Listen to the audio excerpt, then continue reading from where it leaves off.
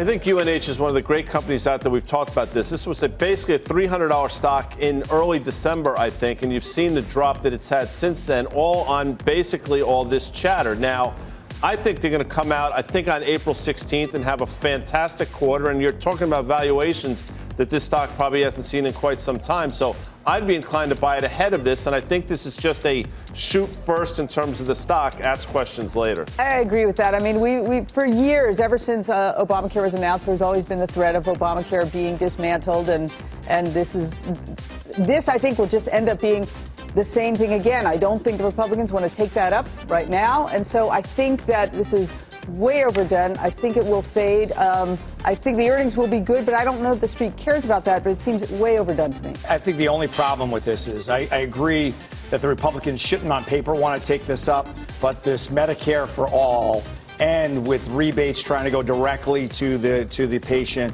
all these things are major headwinds for the entire space, and I do think it's a bipartisan issue.